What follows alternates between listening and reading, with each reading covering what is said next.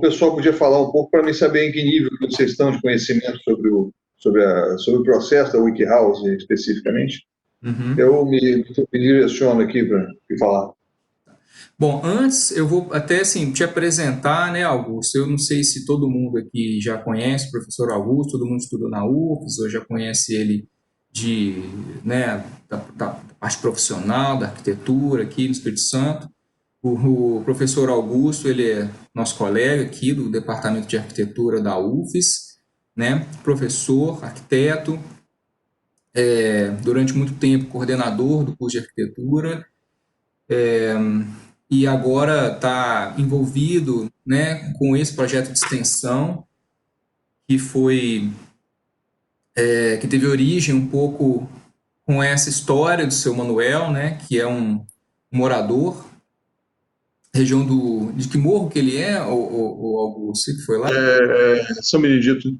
Porto São Benedito. Então, ele teve a casa interditada pela Defesa Civil e houve, então, uma movimentação, principalmente com a professora Clara Miranda, que eu acho que vocês também talvez devam conhecer, né, que é uma professora que está muito engajada assim, com a questão da habitação de interesse social, e aí com a questão da habitação como um todo, né, e ela, então, chegou com a proposta, né, de fazer esse projeto de construir uma casa para o seu Manuel, e aí o Augusto está desenvolvendo esse projeto junto com vários outros colaboradores. Eu dei um pouco da minha colaboração também na parte da prototipagem da maquete, né? Então a gente está aí quebrando cabeça também. Tá, então o professor Augusto veio, né, gentilmente aí, falar um pouco sobre a experiência dele com a WikiHouse e contar um pouco dessa história. E aí, de fato, acho que seria legal a gente falar um pouquinho, né, do que a gente já viu até agora, se apresentar um pouco, né, para o Augusto, e a partir daí a gente iniciar nosso debate. Bom, eu Vamos ver que posso... dispensa a apresentação, né, Rita? Ó, eu vou começar, então, por ordem Oi, Augusto. do meu... Tudo bem? Tudo, prazer em te ver. Beleza? Ótimo. Vocês já se Estamos aí na sala de aula. todo mundo aqui já se encontrou em algum momento, imagino. Isso é legal o pessoal dar uma apresentada em cada um. Eu já conheço alguns, né, que foram alunos, né, colegas, como a Rita. Mas, assim, só para me nivelar a informação que que vocês estão, para me direcionar aqui a conversa. Beleza. Bom, podemos começar aqui pela Alda.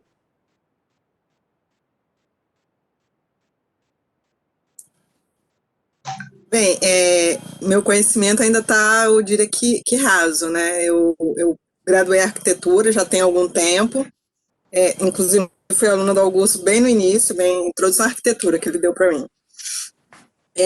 Mas assim, eu ainda tô lendo, ainda estou me inteirando, eu diria que meu conhecimento está raso ainda, em relação a WikiHouse. Legal. Valeu, Alda. Agora o André. O Xará. Eu sou formado em arquitetura, né, desde 2012. Atualmente, meu maior campo de trabalho está sendo dentro do planejamento urbano. Faço pouca parte de desenho, apesar de ainda fazer alguma coisa. Tive contato com a WikiHouse, conhecimento do tipo de produção, aqui com a aula, no início da aula do Bruno. Aí eu não conhecia esse compartilhamento de conhecimento, não conhecia anteriormente. Beleza, André. Agora a Ariane. Agora, né? Ei, boa tarde para todos. Boa tarde. Augusto, eu sou formada em 2004, então eu passei por você assim, pelos corredores, não cheguei a ter aula com você, não. Mas eu lembro bastante de você, dos trabalhos que a gente acompanhava lá, dos PGs que eram sempre diferentes. Então, eu vi você na faculdade. Eu eu sou, assim, estou vindo de uma coincidência para essa aula do Bruno, né? A coincidência de ter pego a matéria no refazimento da matrícula, que antes não tinha sido oferecido, depois foi oferecido, aí a gente tinha que pegar, eu acabei pegando.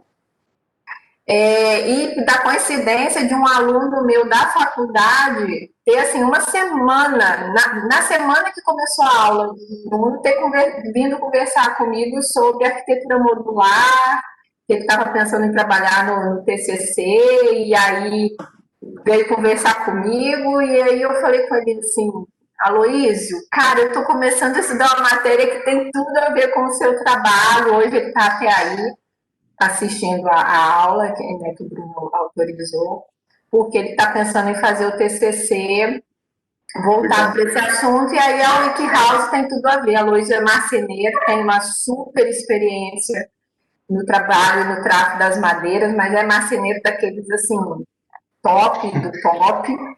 E aí ele se interessou, eu me interessei, já estudei tudo que eu podia estudar para depois também poder ajudar o Luísio.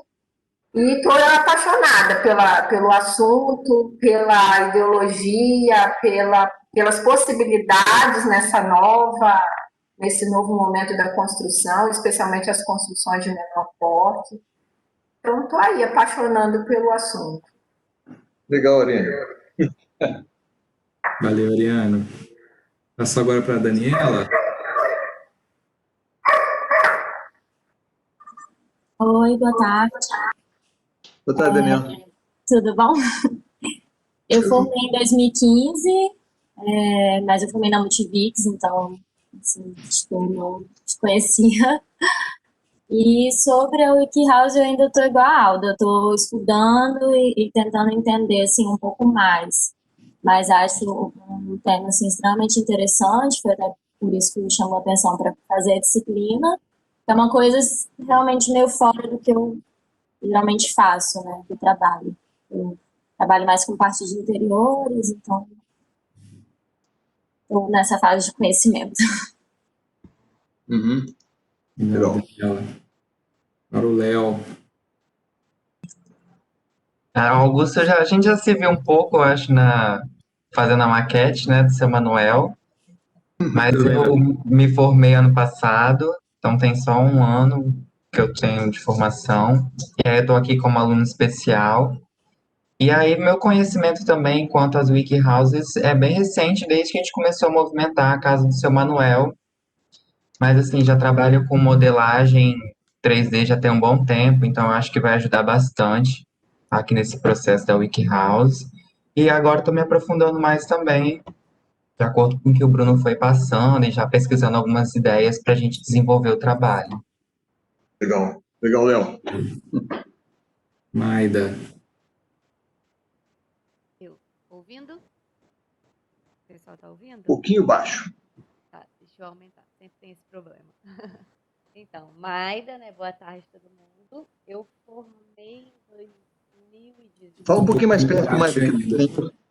Tá ouvindo agora? Agora sim. Eu formei em 2018 na UFES. Eu não cheguei a ter aula com o Augusto. Eu acho que eu só peguei o Augusto como coordenador do curso mesmo, mas participei de várias, né? Ele é sempre convidado nas disciplinas para estar falando, explicando para a gente dos processos geralmente tecnológicos, né, que o Augusto usa. E eu também não trabalho com nada disso, né, de mais tecnológico, e também só tive conhecimento da WikiHouse agora com o Bruno. Eu vi esse TED Talk ontem que você passou agora no chat, o criador do arquiteto, eu fiquei assim... Foi quando eu comecei a me interessar, foi quando eu vi esse TED Talk, tá? Por isso que eu mandei para vocês. Eu sou viciada em TED Talk. Eu adoro. E aí eu vi ontem, que o Bruno passou, né, pra gente umas pesquisas, aí eu vi o TED Talk. Eu falei, nossa, a primeira coisa assim que eu vou querer ver, e o arquiteto é sensacional, e quando tem, principalmente quando tem TED Talk de arquitetos, a gente fica mais feliz ainda vendo, né? Então, achei sensacional, muito legal o intuito, né, que ele tem com esse projeto dele. E é isso. Legal. Falou, Maia. Fala, Rita. Oi, Augusto. Beleza? Eu sou fruto da arquitetura da UFES, em 1993, que eu formei. E como que eu vou esquecer do Augusto? Nós, lá no IAB, quando o Augusto faz uma reunião para falar de internet, falar o que era internet, o que era endereço eletrônico, e todo mundo, vamos lá criar um endereço eletrônico. Não tem como esquecer de Augusto. Você lembra disso, Augusto? Lembro. Você Eu montei o treinando primeiro ali. site do IAB, Bruno. Eu Foi. escrevi.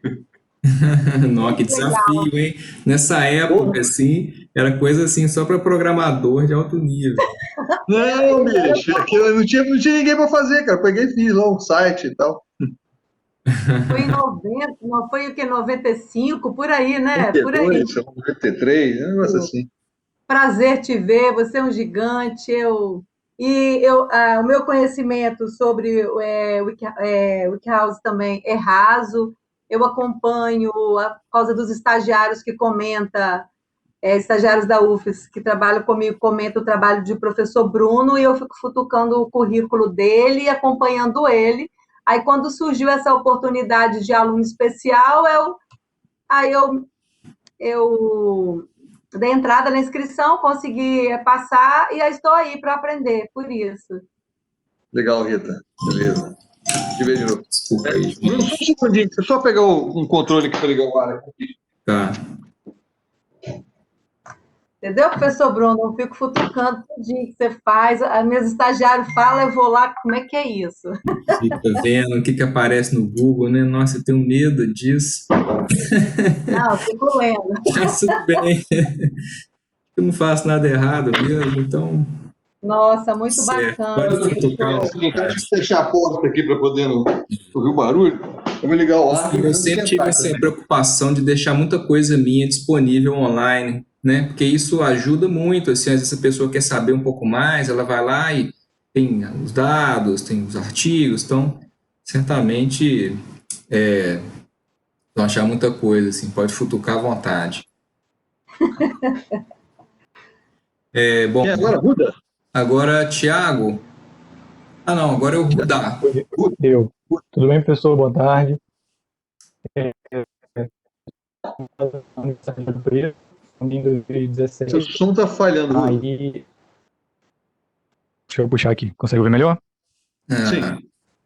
Isso. Sim. Sou formado na Universidade de Ouro Preto, formei em 2017, então, infelizmente, não conheci você. Eu sempre trabalhei com a parte de tecnologia, mas não conheci. Atualmente estou trabalhando como arquiteto, trabalho um pouquinho com impressora 3D e nessa parte. Aí procurei essa aula nessa área. E quando começou a disciplina, que eu fui conhecer o WikiHouse, fui correr atrás, mas meu conhecimento também está bem superficial, assim, só dei uma lida em alguns artigos, uma coisa que estava acontecendo. Beleza. Valeu, Rudá. Thiago. Ei, boa tarde a todos, tudo bem? Boa tarde. Sou o Thiago, também sou arquiteto, formado em 2006 em Aracruz, na Faculdade de Aracruz. É a primeira vez que eu tenho contato com o WikiHouse e acho que é a primeira vez que eu estou vendo você também, Augusto. Prazer aí. Perdeu nada até agora.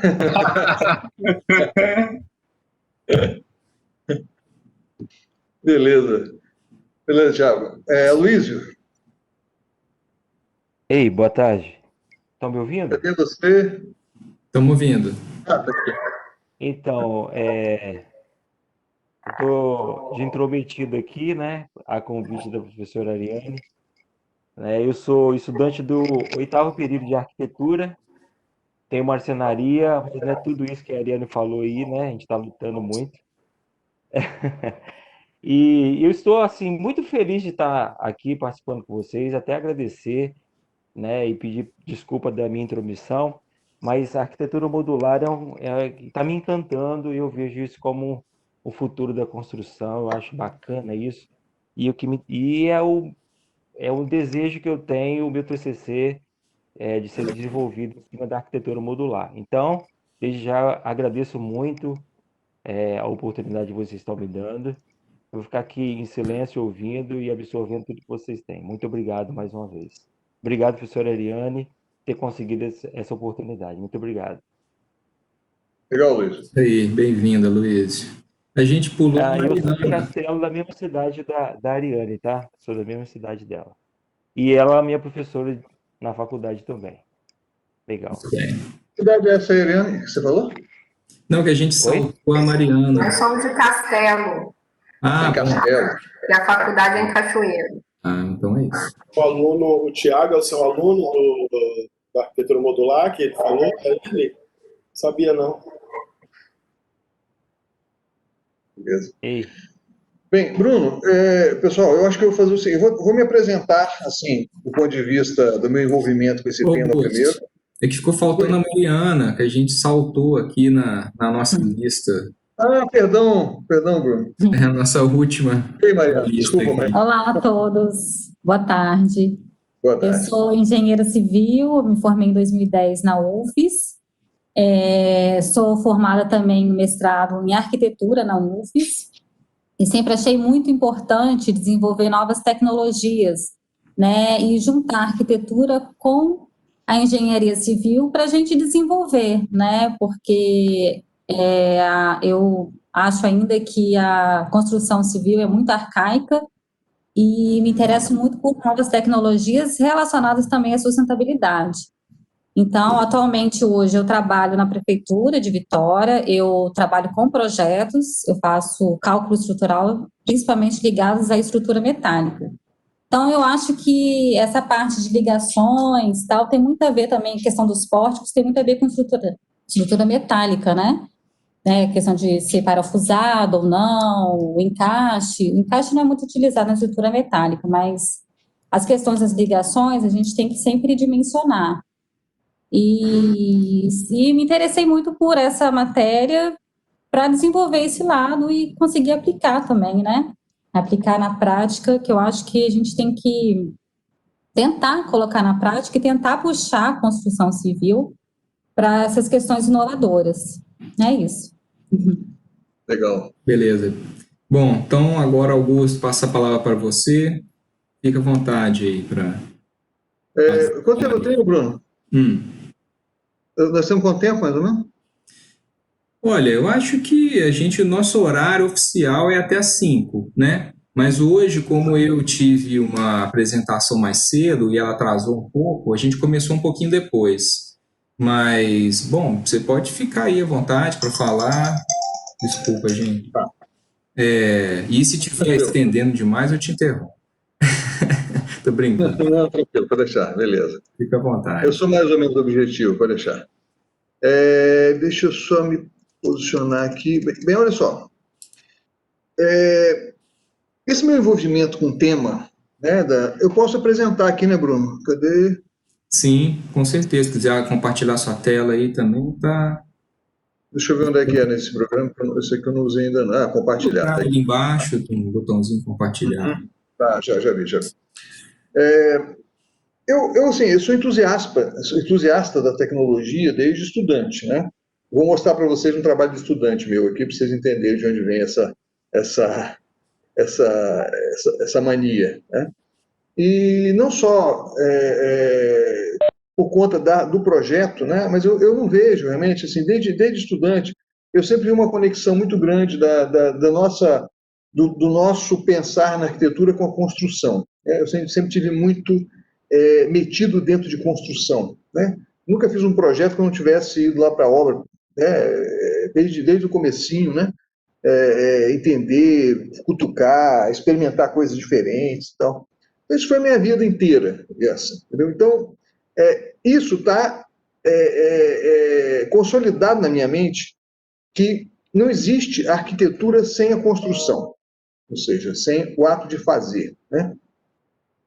E isso sempre me jogou muito para a tecnologia, né? A tecnologia, obviamente, construtiva, no sentido de aprender a tecnologia. Desde o concreto, né? Quando eu tive aula com o Jolino Martins, acho que nenhum de vocês, só a Rita que deve ter tido aula com o Jolino, né, Rita? Que ele levava a gente para a obra, que eu ia aprender lá como é que era a forma para fazer a escada. Tinha que desenhar o garfo. tinha que desenhar todos os travamentos, as formas, eu era um bom desenhista, eu desenhava tudo em 3D, aquelas formas, o Jolino adorava, me deu 10, Jolino. Precisando brigar com ele, sabe? Ele me deu 10, depois que viu meus desenhos das formas, todos em 3D, lápis de cor. Mas eu gostava daquilo, entendeu? E foi natural para mim ir buscando tecnologias diferentes, conhecendo, né? Eu sempre fui muito curioso, fui conhecendo tecnologias diferentes. Comecei muito entusiasta da estrutura metálica, né? Fiz projetos, né? Fiz cursos. Eu sou mestre em engenharia civil, cujo meu tema do meu mestrado foi construção metálica, aí na UFES, inclusive. Só que nesse momento da construção metálica, eu associei a ideia da construção industrializada com a ideia da sustentabilidade, né? Da eficiência, do baixo desperdício, né? Inclusive, o título da minha dissertação de mestrado foi Residência e Estrutura Metálica Leve e Componentes Reciclados, né? Que eu imaginava que essa associação podia ter sucesso, né? Ou seja, entre você industrializar enormemente o processo construtivo, mas buscar alternativas aos materiais convencionais, né, para que a gente aproximasse a nossa construção da temática da sustentabilidade. E eu acabei indo fazendo doutorado. Meu doutorado foi âmbito de energia, âmbito de pesquisa em energia e meio ambiente na arquitetura. É um doutorado muito focado na questão do bioclimatismo, né? O tema o título da minha tese de doutorado chama A Pele da Arquitetura Moderna Brasileira, ou seja, eu fui estudar a envoltória, né, daquilo que qualificou o período áureo da arquitetura entre os anos 30 e 60, né, da qualidade da arquitetura que era garantida, né, através dessa interface da arquitetura e o meio, né. Então, isso para mim foi assim, essa foi a minha formação, assim, isso para mim é muito natural, né? Muito natural quando alguém me liga, como a Clara me ligou outro dia com um problema da casa do seu Manuel, que estava caindo, não sei o quê, eu pegar nesse meu vocabulário de alternativas construtivas, olha, tem uma alternativa que eu acho que dá para a gente usar aí, entendeu? Deviam ser várias, mas para mim essa alternativa da WikiHouse é uma alternativa fantástica para esse tipo de situação, e para outras também, né? Mas então, eu vou mostrar para vocês essa minha raiz, né? Acho que é importante vocês entenderem, né? De onde vem esse entusiasmo todo. Eu gosto de mostrar isso aqui. Deixa eu ver como é que eu faço aqui neste projeto. Tela 1. Eu estou apanhando aqui, eu não sei qual que é a tela que eu deixei aberta. Acho que eu não deixei aberta, por isso. Não, está aberta sim a apresentação aqui. Vou compartilhar. PowerPoint. Oi? Estão vendo minha tela? Está carregando aqui, Augusto. Aí, pronto, foi. Chegou, né? Chegou. Bem, em 1983, tá? Eu era estudante do professor Kleber e do professor Bubu, né? Essa era a minha minha disciplina de PA3 na época, né? Na verdade, eles fizeram uma disciplina integrada de PA e PU, né? E deram vários temas instigantes para a gente naquele período. Eu realmente acabei ficando reprovado nessa disciplina. Então, de certa forma, eu desabafo. Mas eu vou mostrar um dos projetos da disciplina com o qual eu fiquei reprovado, para vocês entenderem. Mas eles lançaram, um dos projetos foi esse aí que eu vou mostrar para vocês, que era para fazer uma casa à maneira de um arquiteto paradigmático da arquitetura, né? Uns fizeram do Niemeyer, outros fizeram do Corbusier, do Álvaro Aalto. Eu escolhi o Mies van der Rohe, né? Essa ideia do Mies van der Rohe, aí tem o desenho da casa de tijolos do pavilhão de Barcelona. Aliás, quando eu fui morar em Barcelona fazer meu doutorado, o primeiro lugar que eu fui, quando eu cheguei lá, foi no pavilhão de Barcelona. Antes de qualquer coisa, eu fui lá no pavilhão de Barcelona para ver pessoalmente, né, que era um sonho antigo meu. Mas dentro desse projeto da Casa de Tijolos, você vê que o desenho, né, da obra do Mies van der Rohe era muito conectado com a maneira como essas coisas eram construídas, né? Não tinha dissociação entre a arquitetura e a construção, né? Então, isso sempre me encantou muito na obra do Mies van der Rohe. Então, quando lançaram esse tema, eu quis fazer a casa à maneira Mies van der Rohe, né? Que para mim era o mais óbvio, né? Dentro da minha formação. E esse aí é o projeto que eu fiz. Vai aparecer, espero eu aqui. Esse é o projeto que eu fiz. Essas pranchas eu mandei escanear, era um papel manteiga, né? Tamanho A1, né? Eu escaneei essas pranchas todas, né? E que eu tinha guardado e tal. Poucas coisas eu tenho guardado na época de faculdade, na realidade. Era tudo muito analógico naquela época, viu, Bruno?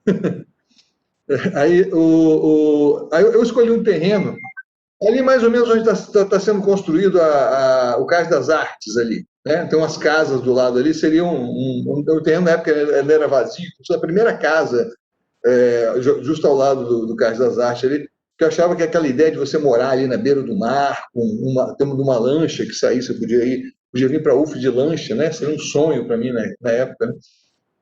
Eu achei aquilo o melhor terreno do mundo para fazer uma casa, né? desse tipo. Né? Isso aí é a planta baixa do térreo dessa casa, né? Essa planta baixa, ela tem todas aquelas coisas que me encantou na obra do Mies van der Rohe. Desde uma modulação extrema, né? Ou seja, a divisão da esquadria são 3 vezes o tamanho do padrão de piso, os espaços entre as paredes são 4 vezes a modulação mínima de 30 centímetros, então tem sempre 1,20 m de eixo, ou 2,40 m, ou 3,60 m, ou seja, é todo modulado em múltiplos de 30, múltiplos de 90, múltiplos de 3,60 e por aí vai. Então, ela é extremamente modular, né? E tem esse aspecto, né? essa ideia de um rompimento muito emblemático entre o interior e o exterior, onde as paredes se transformam em muros, onde o externo vem para dentro através de painéis pivotantes que se abrem completamente. Ou seja, isso para mim foi muito importante, né? naquele PA3, né? Esse entendimento da casa do Mies van der Rohe, tanto do primeiro quanto do segundo andar. E na época eu tive conhecimento do Lelé, Antônio Filgueiras Lima, que estava produzindo em argamassa armada. Então a cobertura da casa Mies van der Rohe eram painéis de argamassa armada, né? Praticamente planos, né? Que caíam para calhas metálicas sobre um perfil metálico em T. Né? E eu detalhei essas coisas lá no PA3, eu desenhei o painel de argamassa armada, etc. Né? Isso eram perspectivas que eu fiz na época lá do projeto. Eu era um bom desenhista, né, nessa época aí. Né? Então, você vai vendo essa pesquisa minha nesse momento de entender como é que se constrói uma coisa à maneira Mies van der Rohe, entendendo esse processo, as ligações, as conexões, como é que é ser montado os tijolos nas diversas espessuras. Aí, nesse detalhe aí, você vê aí os painéis de argamassa armada que caem em calhas, né, que tem um formato já para receber a calha, já virar o acabamento do negócio. Não existia laje no meu projeto. Eu entendia que a gente era um estado produtor de granito, então para que a gente vai usar laje? Eu podia cortar os pedacinhos quadrados de granito e montar sobre uma grelha metálica, já seria o acabamento, já seria a laje, né? Não tinha sentido você concretar uma laje sobre uma estrutura para depois revestir, né? Então isso tudo estava naquele início do meu o canto da parede era um vidro em curva, né, que ligava os 2 painéis de vidro desse canto da parede. Quer dizer, eu estou mostrando isso aí, quer dizer, eu tinha 17, 18, 19, eu tinha 19 anos nessa época aí, né?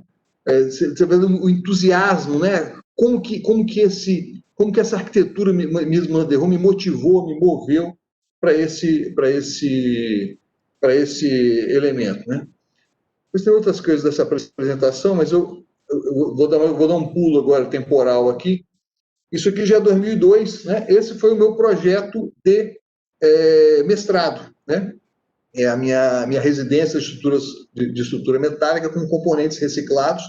Inclusive, o painel que eu uso no telhado, né? Que são essas telhas fabricadas com caixa de leite longa-vida reciclada, né? Lá em 2002, eu estou usando agora no projeto do Seu Manuel. Né? Ela vai ser a telha da casa do Seu Manuel, e parte da fachada da casa do Seu Manuel vai ser revestida com esse elemento. Né? Na época eu pesquisei e descobri que a caixinha de leite longa-vida ela é um blend de plástico, alumínio, papel, né, que ela, por si só, ela já é um isolante térmico muito bom, tanto que nós guardamos nossos alimentos nela. E quando você prensa e une-se em camadas, né, você tem um efeito de isolamento térmico muito interessante, né? Então a ideia era usar isso aí no projeto, entre outros diversos outros elementos reciclados que compõem isso aí. Em 2008, quando eu voltei de Barcelona, eu fiz esse projeto, aí já usando o steel frame, nós construímos essa casa, né? Eu busquei parceiros, aí nós fizemos arrumei um terreno emprestado num condomínio, nós fizemos essa casa com tudo que eu tinha aprendido lá em Barcelona, com tudo que eu tinha estudado, que eu tinha visitado de obra, em relação aos processos construtivos e aos diversos elementos construtivos que aproximam a arquitetura da sustentabilidade, que era toda aquela minha temática que eu tinha acabado de vivenciar no meu doutorado, né? Então, nós chegamos a construir essa casa, ela foi feita, né? Esse foi o meu tema de doutorado, a pele da arquitetura moderna, soluções da envolvente à luz dos conceitos da arquitetura bioclimática, né? Eu defendi em 2013, né? Depois disso, assim, dando mais um pulo, né? No ano passado, a gente participou do concurso da Expo Dubai 2020, que era para estar acontecendo esse ano, foi cancelado por causa da pandemia, né? Mas nós montamos uma equipe de alunos, inclusive, aí alunos e ex-alunos, né? E a gente fez esse projeto, né? Que nós não ganhamos o concurso, né? Então eu já mostrei um projeto que eu fui reprovado, agora eu mostrei um projeto que eu perdi o concurso. Isso aqui é uma aula de fracasso. Mas eu adorei fazer esse projeto. Esse projeto ele vai recuperar tudo isso que vem acontecendo com a minha formação desde lá do meu PA3.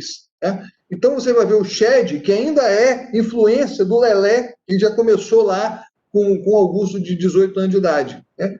É um edifício de estrutura metálica, onde não há lajes, mais uma vez, em vez de plaquinhas de granito, a gente usou painel wall para fazer as lajes, então as lajes não há concreto nas lajes. A estrutura é absolutamente industrializada, obviamente, até porque é um elemento, nesse caso, tem que ser desmontado. Né?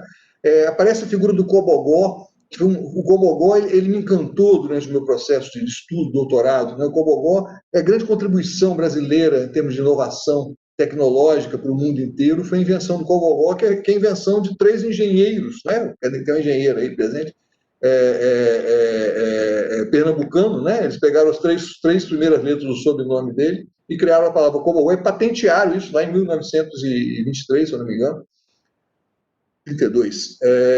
Então, o nosso prédio tem o Cobogó, só que o nosso Cobogó aí, como é o pavilhão do Brasil, ele é feito por semicírculos, né, alternados, que remete um pouco à ideia do Altos Vulcão, né, daquela arte, né, daquela composição típica do Altos Vulcão, que a gente tridimensionalizou ela do desenho desse Cobogó. Né? Então, assim, tudo isso, assim, por que eu estou mostrando esse projeto? Isso é a conclusão de todo esse processo, né? Ou seja, recentemente, ano passado, né, eu tenho feito projetos que são fruto daquele pensamento, daquele raciocínio construído pelo Augusto de 18 anos de idade no meu PA3. Entendeu? Isso eu vou construindo ao longo do tempo. Então, a casa do seu Manuel é natural para mim estar participando disso, porque eu sou fruto desse pensamento, do pensamento de entender a arquitetura como um objeto que tem que ser construído, edificado, e de preferência de uma forma não convencional, até porque, dentre outras coisas, eu sou professor, então eu tenho esse papel de investigar, né, de propor, de instigar coisas que são não convencionais, né, para que a gente evolua o nosso processo construtivo. Né? Isso aí é um resumão de todo esse projeto desse do Dubai, onde você tem aí o Shed do Lelé, essas estruturas industrializadas, pré-fabricadas, toda a questão do Cobogó com seu aspecto bioclimático, os processos de ventilação e iluminação natural, né, o estudo solar detidamente feito, então tem Cobogós na parte onde pega mais sol, é aberto para a fachada norte, no caso lá que ele está em outro hemisfério, ou seja, então eu queria mostrar isso nesse sentido, né? De construir a posição do Augusto nisso tudo. Né? Eu acho que eu apresentei uma palestra parecida com essa agora nos alunos de introdução à arquitetura, né? Porque eu acho que eu acredito nesse caminho, né? No caminho de entender a arquitetura como um processo de produzir algo, né? Não simplesmente de desenhar, né? Esse projeto da casa do PA3, ele foi tão importante para mim que eu resolvi modelar, agora que eu sei mexer com BIM, né? Eu tenho computadores, né? Eu resolvi fazer um modelo dessa casa. Eu modelei ela inteirinha, com os tijolos, com as esquadrias, com as lajes, os componentes construtivos, né? Então, eu resolvi modelar isso tudo, fiz um filme dela, acho que ele vai rodar aqui no futuro. Então, assim, essa foi minha trajetória até esse momento. Eu vou mostrar para vocês, vou contar para vocês agora a historinha da casa do seu Manuel. Acho que eu tenho que compartilhar outra tela agora, né, cara? Passa aqui.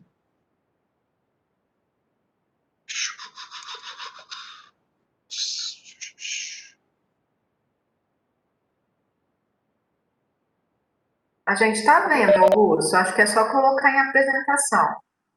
Ah, vocês estão vendo? Está aparecendo, sim. Está aparecendo a casa do seu Manuel, né? Isso aí, né? Isso. Ah, foi. Ah, legal, beleza. Então, não, porque naquele sistema que a gente usa para dar aula, toda vez que você muda de apresentação, você tem que sair e entrar de novo. Não sabia disso aqui. Bem, a história da casa do seu Manuel começou o seguinte. A Clara está participando de um projeto social que está ajudando o pessoal que está em situação, sobretudo agora nessa época de pandemia, né? Está com problema de submoradia, né? Eles dão assistência, eles vão lá, eles eventualmente reformam, ajudam, arrumam aluguel social para a pessoa, ou seja, é uma ação social que não está necessariamente conectada à questão da arquitetura nem da construção, é uma ação efetivamente social. Ela me ligou e falou: Augusto, estou com uma casa aqui que está caindo aos pedaços, você que é o cara da tecnologia, dos sistemas construtivos, o que eu faço? Ela me mandou, não foi essa foto, mas me mandou um vídeo, né? Eu falei, essa casa aí, sinceramente, não tem uma estabilidade suficiente para você fazer nada. Você precisa substituir. Ah, mas isso é no alto do morro, né? Um lugar que não dá para chegar nem... Para chegar uma lajota lá já é uma dificuldade, não sei o quê. Eu falei, não, eu conheço um processo. Eu falei com ela do processo da WikiHouse, né? Da modulabilidade, de quão modular e quão portátil são os componentes que viabilizam aquele sistema. Né? Talvez, assim, para você pensar num lugar de difícil acesso, no alto do morro, né? Com recursos escassos, né? Onde a gente vai precisar de fazer isso de forma de autoconstrução, a gente não vai ter verba, nem condições de levar mão de obra especializada, nem guindastes, nem nada disso. Né? Realmente seja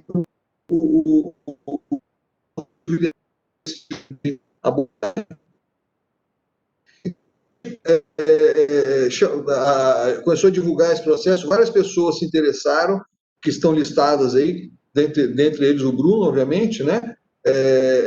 Que gostou muito da ideia de experimentar, de praticar, como ele já falou com vocês. Alguns alunos e egressos do nosso curso, um engenheiro, que é inclusive lá da comunidade, também se interessou em participar, nos Estados aí também, e a Clara Pitella. A Clara Pitella foi minha orientanda de PG, onde nós desenvolvemos no PG da Clara Pitella uma WikiHouse tropical, vamos colocar assim, né, com todas as questões específicas do nosso clima. Né? A Clara, por acaso, está morando em Tóquio, né, e ela topou fazer, a gente foi meia distância, com um fuso horário de 12 horas, deu certos problemas aí, mas nós conseguimos. Ela ajudou muito, ela que fez efetivamente o modelo final dessa casa. Eu fazia as modelagens básicas, ela já tinha acumulado uma experiência muito grande com detalhamento da WikiHouse. Ela foi modelando, a gente foi trocando bola e nós chegamos no projeto final. Tá? Vocês, assim, depois eu mando os links, né? Acho que não vou ficar lendo isso aqui para vocês, mas está disponível na internet, né? Tanto o TED Talk do Alan Parvin, quanto o próprio site da WikiHouse, né? Com os modelos. Se você entrar no Google, no 3D Warehouse, do SketchUp, você vai ter N modelos de casas de WikiHouse que você pode baixar e entender como é que eles são desenhados, né? Então, assim, hoje é uma pesquisa fácil isso aí, né? Basicamente, né, é um processo onde você pega uma máquina CNC, né, que tem a capacidade de cortar um painel inteiro de compensado, ou de USB, que é o que nós estamos usando aqui, né? E a partir desse corte vai gerar essas peças. Essas peças vão ser montadas, né? Em geral, a maioria das peças dispensa, inclusive, parafusos, né? Elas são montadas através de encaixes, né? Que vão ser desenvolvidos. Então, como o painel de USB tem um comprimento de 2,40, né? Então você vai tendo que fazer esses pórticos estruturais ligando essas peças. Então tem todo o processo de ligar e de conectar isso aí, né? Para que a partir dessas ligações que estão aparecendo na sua tela aí, você consiga fazer painéis maiores do que 2,40, obviamente, né? E conseguir conformar o espaço interno necessário para uma construção.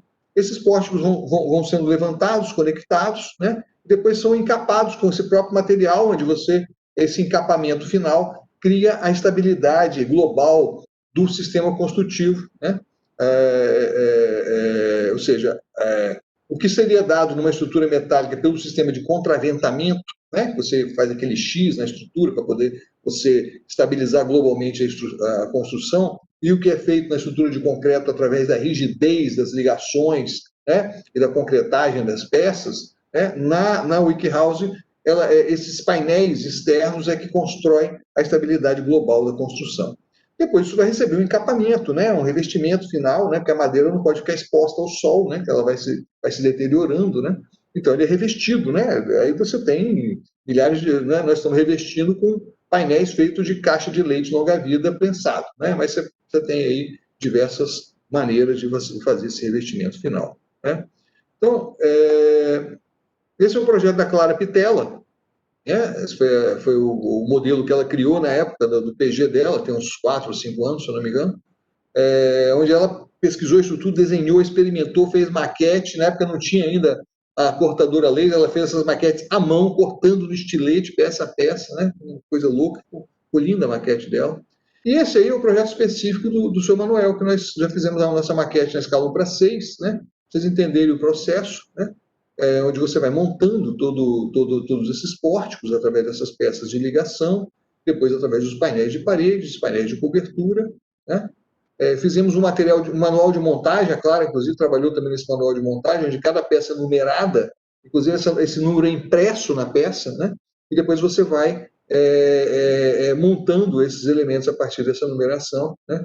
Até conformar o elemento. Fizemos também componentes de esquadria, portas, né? E isso aí é um infográfico que mostra esse encapamento final que vai receber toda essa estrutura ao final do processo, né? E o projeto específico que nós fizemos, né? E esse infográfico último aí mostra esses materiais, né? A telinha de leite longa-vida lá em cima, os componentes de madeira, né? As partes que são montadas, né? O que é feito no terreno, na realidade, são 4 pilares de concreto, que nós vamos colocar uma viga de madeira sobre esses 4 pilares, e a casa é aparafusada nessas 2 vigas de madeira, que é o único contato que ela tem com o solo, tá? Então, basicamente, esse é o nosso processo, tá? E como é que nós estamos hoje? Tá? Nós temos... Deixa eu parar de compartilhar aqui. Ainda bem que nós temos aqui alguém que é o Aloysio, que não vai deixar mentir sozinho. Nós estamos passando por um processo muito complicado nesse momento da pandemia. Porque no começo da pandemia, que é mais ou menos quando nós começamos esse projeto aí, houve uma paralisação da indústria brasileira, muitos pararam efetivamente de produzir, né? Mas outras indústrias do Brasil, como a indústria da construção civil, efetivamente não parou, né? Então continua havendo demanda por material de construção, por exemplo, né? E outras coisas. Estou falando porque esse é o mundo que a gente vive, né? E hoje em dia há um desabastecimento global de construção. Eu estou há 3 semanas tentando comprar os painéis dessa casa e não consegui. Eu tinha feito um orçamento originalmente com o fabricante, que ia vender através de um representante para a gente. Eles proibiram os representantes de vender diretamente para a gente, porque não tem material para entregar, então eles estão dando saída naquilo que eles já tinham de pedido, né? Então nós não pudemos comprar. Aí eu fui atrás das lojas de material de construção, de madeira, né? No Brasil inteiro. Anteontem eu fiquei ligando para inúmeras indústrias. Algumas têm, as que têm estão com um preço que era mais ou menos o dobro que nós tínhamos orçado originalmente, para vocês terem uma noção, né? E algumas que eu consegui bom preço também não tinham para entregar. Eu estou com uma aqui montada, até um pedido aqui, eu estou esperando uma última resposta de um outro fabricante, senão eu já vou montar e vou pedir, um pouco mais caro do que o previsto, reduzir as espessuras dos painéis, onde eu podia reduzir para poder economizar, e consegui fechar na semana passada com uma empresa que tem duas cortadoras de grande porte, que se dispôs a cortar por um preço razoável, vendo que tem os preços que os caras estavam pedindo, estavam muito caros, né, por conta de todo esse processo que nós estamos vivendo, né? Então, consegui fechar com a empresa, já mandei 2 painéis para lá para eles fazerem um protótipo de corte e teste para calibrar a máquina. Agora estou só nesse processo de tentar arrumar os painéis de madeira para dar sequência à produção da casa, né? Ganhamos uma série de materiais, né? Privada, cuba, já foi colocado no depósito lá da comunidade, né? Ganhamos 14 chapas cimentícias de uma caixa de steel frame que eu, inclusive, tinha projetado, tinha sobrado. O dono me ligou, falou: Augusto, eu estou te fazendo uma doação aí para o seu Manuel, pode mandar vir buscar aqui as 14 chapas que sobraram aqui, né? Nós vamos usar isso em parte da fachada. Ou seja, e eu vou abrir agora para vocês o projeto, né? Que acho que é importante vocês, como arquitetos, verem a complexidade desse projeto, né? Como é que ele é modelado, né? Quais são como é que é esse elemento, né, que gera isso tudo. Na realidade, a ideia de você fazer... Só um minutinho que está acabando a minha bateria. A ideia é muito simples, né? Você pegar uma máquina CNC, você corta as peças, você com martelete de borracha, você monta a casa inteira. Porra, um negócio genial, né? Só não contaram que para nós, arquitetos, é uma rabuda, porque cada encaixe daquele ali, você tem que garantir que ele exista realmente e que as coisas se conectem. Então, o modelo em 3D que eu vou abrir para vocês agora, provavelmente é o modelo em 3D mais complexo que eu já fiz na vida, né? Ou seja, por quê? Porque a gente precisa de checar, né, virtualmente se cada um... Senão, daqui a pouco, quando corta, não vai, né? Ou seja, aí não tem mais jeito, né? Ou seja, já cortou, já era, né? Não é um trabalho artesanal de marcenaria, né, Luiz? Que você corta, né? De repente você chega na casa do cara, aí a parede está meio torta, você vai lá com um serrote, tira um pedaço e tal. Isso, nesse caso, não dá para fazer, porque senão as peças já não se encaixam mais, né? E aí você perdeu todo o material que você cortou. Então, é uma responsabilidade tremenda. Estou ouvindo sim, Luiz, pode falar. Desculpa, eu estou super entusiasmado com o que você está falando, né? Eu até superou a minha expectativa, eu falei que não ia me intrometer, mas aqui eu fica à vontade, cara. Isso é para isso mesmo. Eu estou me sentindo até em casa do que você está falando, porque você falou de OSB, até se você estiver precisando de alguma ajuda em conseguir material, eu tenho algumas pessoas que podem ajudar. Estou precisando de alguém que consiga comprar direto, cara, porque os caras não querem vender direto para a gente, cara. Sim, a espessura... Aí sim, cara, o negócio que foi orçado R$80 o painel ficou 120, de repente. Não cabe no orçamento. Infelizmente, os materiais estão extremamente altos, os valores. Inclusive, eu tenho um amigo aqui, tem uma marcenaria, tem uma CNC grande, parada, tá desativada. Eu estou sonhando aqui, cara, o que você está falando. Então, Pô, cara, me perdoe, estou me intrometendo, mas eu estou me sentindo em casa aqui. Depois que bom, cara. Pois é, não, isso é muito legal, porque grande parte do trabalho é fazer essas conexões, né? Importante que a gente se conheça e que aí a gente vai resolvendo de uma maneira bem, assim, meio na autoajuda uns com os outros, né? Sim. Muito bom. Eu tenho um trabalho de marcenaria, já tem mais de 30 anos que eu mexo com isso. Então, um pouco de conhecimento eu tenho, se eu puder contribuir, estou à disposição. Muito. Eu agradeço muito, com certeza, né? A gente tem nós estamos nesse momento precisando de muita ajuda mesmo. Eu estou abrindo, enquanto você está falando, eu estou abrindo meu SketchUp aqui, que eu vou mostrar para vocês agora o processo de modelagem, entendeu? Como é que isso foi feito, né? Vocês entenderem a real dificuldade, né? E o processo como nós chegamos nesse desenho, né? É uma casa de 20 metros quadrados, ela tem 3,60 por 360 por 6 metros de área, né? Então, na verdade, talvez seja um dos menores projetos que eu já tenha feito, seja o mais trabalhoso até hoje. Mas, assim, esse é o desafio, realmente, né? É o desafio de você encarar uma tecnologia nova, né? E poder ter sucesso espero eu, né? Acho que tenho bastante convicção que nós vamos ter sucesso nesse processo, né? Mas eu estou abrindo aqui, deixa eu compartilhar de novo.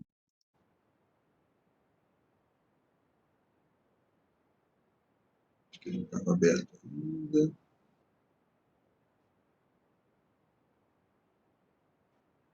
Outros aplicativos, acho que não me deixa abrir a tela inteira, não?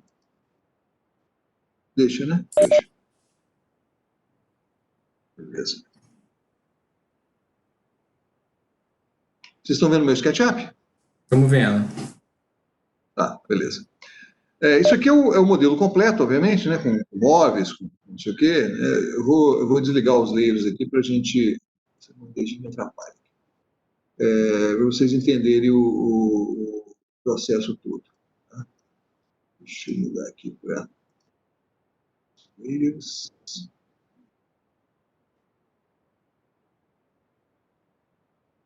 Tudo aí. Deixa eu desligar tudo, depois eu vou ligando, que acho que é mais...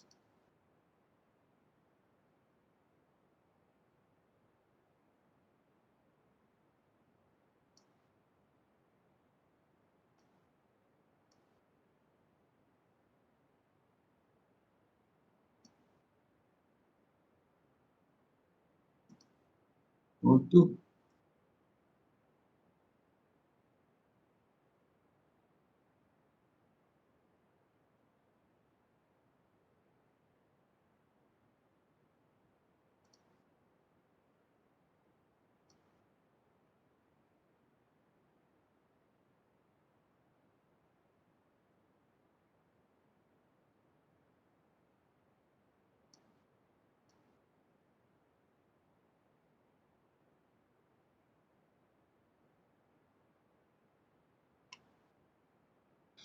Aqui tem que esconder. Bem, deixa eu esconder a parte de esconder também.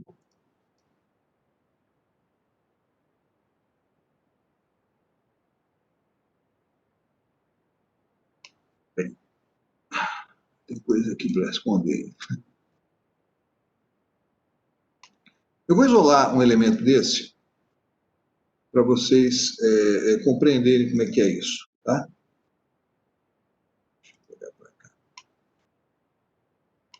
Veja bem, cada parte dessa, né? Você vê que tem um encaixe longitudinal aqui, tá? E tem um encaixe longitudinal aqui, tá? O que significa isso? Aqui eu estou no limite da minha chapa de 1,20 por 2,40, né? Então eu só consegui chegar até aqui. Aí, aqui nós temos uma peça em T que faz esse beiral, tá? Então eu estou limitado ao tamanho da chapa até essa fininha aqui. Então nós tivemos que jogar com esses encaixes longitudinais em função da limitação desse painel que nós tínhamos para trabalhar, tá? Então nós arbitramos inicialmente esse painel e com isso a gente vai trabalhando isso aí. E cada pórtico desse aqui, tá? Ele tem todo um sistema estrutural próprio, né? Vocês vão ver que tem uma coisinha pintada de vermelho aqui dentro, que é um reforço nesse formato que fica na região de maior momento. Depois você tem a parte superior e inferior dessa viga caixão, na verdade ele faz uma viga caixa aí, na verdade, né? E todos esses conectores que sobram para fora, que vão receber depois esses painéis de forro e cobertura que vão fazer o tal do contraventamento que eu expliquei para vocês, tá? Então, como é que nós produzimos isso aqui? Obviamente, nós começamos com um projeto, né, modelando o projeto mais ou menos ali no terreno que a gente tinha no Seu Manuel, que só cabe exatamente essa casa e nada mais, né? Que é o lugarzinho dele lá no morro, né? Uma pessoa foi lá, não fui eu naquela época, mas eu fui depois só, mas uma pessoa foi lá e fez o levantamento, né, os desníveis e tal, a área que eu tinha que poder trabalhar, tá? Aí depois nós desenhamos de forma muito simplificada esses pórticos. Então, esses pórticos foram desenhados primeiro, né?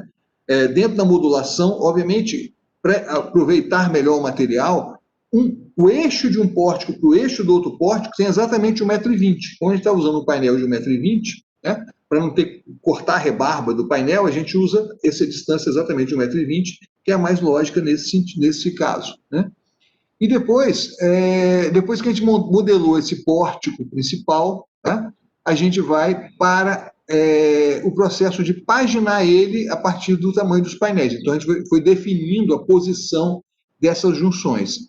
Depois disso, a gente pegou um modelo pronto que nós tínhamos baixado lá da Wiki, entendemos as distâncias entre todos esses elementos e tal, e fomos desenhando em 2D esses pórticos. Eu desenhei primeiro esse pórtico em 2D, né, com todos esses encaixes definidos. Depois eu usei aquele comando bpoly do AutoCAD e criei uma polyline automática dentro de cada um desses componentes que foram divididos através desses conectores.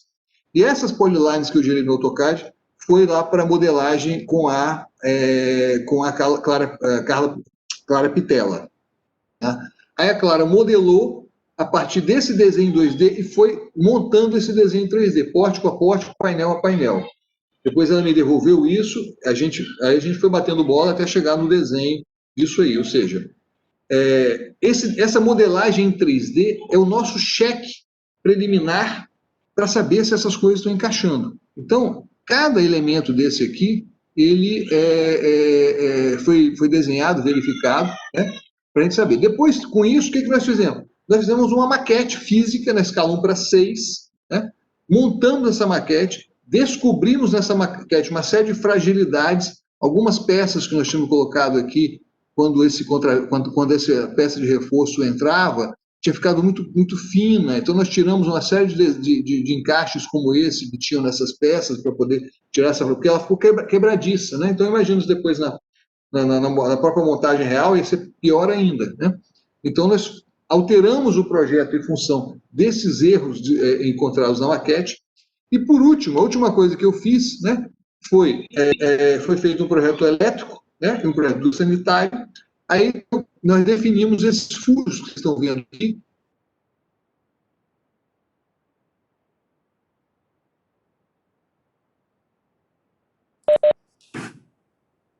Parece que deu uma travada aqui, gente. Vamos esperar um pouquinho aqui, ver se volta.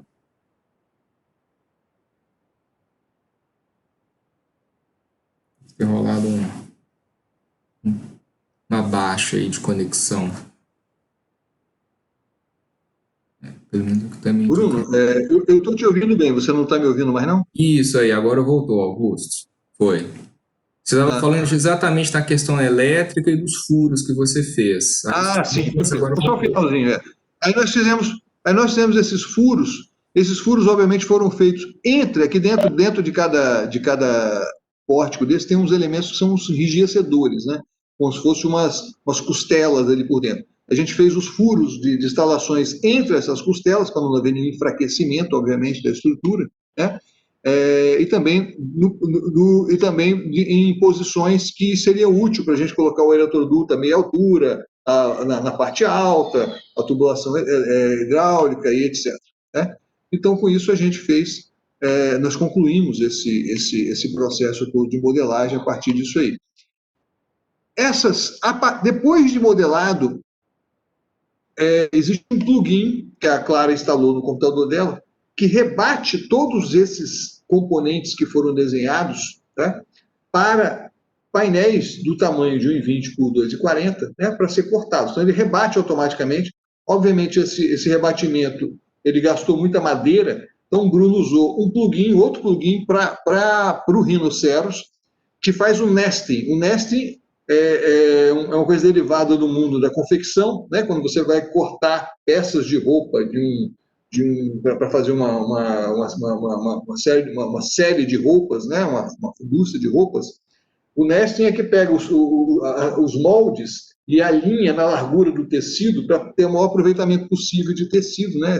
Nos primeiros usos desse processo é isso aí. Então, o Bruno usou esse software de nesting, esse plugin de nesting, na realidade, para poder comprimir o máximo possível os painéis nos painéis de madeira para ter o menor desperdício possível. Depois eu ainda peguei esse negócio que o Bruno fez, repaginei uma série de painéis, porque depois, quando eu resolvi dividir o painel de vedação do painel estrutural em espessuras diferentes, eu tive que dividir e refiz uma série dessas coisas manualmente, tentando comprimir um pouco mais, né? Conseguimos chegar aí no total de 150 chapas de USB para fazer essa casa, né? Então, no final das contas, a gente, com esse processo, a gente conseguiu fazer essa redução e tal. Óbvio que isso é um protótipo, né? Ou seja, a partir disso aqui, a gente vai aprender, né, com isso aqui. Eu já percebi, inclusive já telefonei para pessoas lá em São Paulo que andaram fazendo esse processo parecido conosco, com a tecnologia da WikiHouse. Ele já me falou que essa estrutura, de certa forma, ela é meio resistente para as demandas nossas, né? Imagina se uma coisa feita na Europa, outro clima, com outro tipo de norma, com questões de estabilidade que às vezes a gente não tem, como diferenças de temperatura muito grandes, que fadigam a estrutura, alguns lugares com sismo. Ou seja, nós temos que investigar muito mais, porque eu tenho certeza que a gente consegue chegar num produto, né, num processo, né, usando essa tecnologia, com menos recurso do que usa essa casa. Andei estudando também, vi que tem algumas derivações interessantes sendo feitas, né? Tem até um programa lá no Netflix chamado Great Designs, que é um inglês que vai na obra e vê toda a construção da obra do cara e tal. Tem uma que eles pegaram uma empresa que está usando um processo parecido com esse para a produção de casas lá na Inglaterra, só que ele já pré-paneliza muitos dos elementos. Então, esse assoalho, em vez de você fazer o frame, depois ir pregando as peças de assoalho, ele já leva isso meio montado e tal. É realmente um processo muito dinâmico, muito interessante. Usa um pouco mais de parafusos, menos encaixes, né? De certa forma, economiza um pouco de corte, de processo também, né? Então, assim, eu dei vendo muitos exemplos interessantes, ou seja, essa é uma pesquisa, eu já conversei com o Bruno, né? Uma pesquisa que a gente vai levar ela a longo prazo, né? Que a gente acredita que é um processo muito interessante, mas precisa de muita experimentação, né?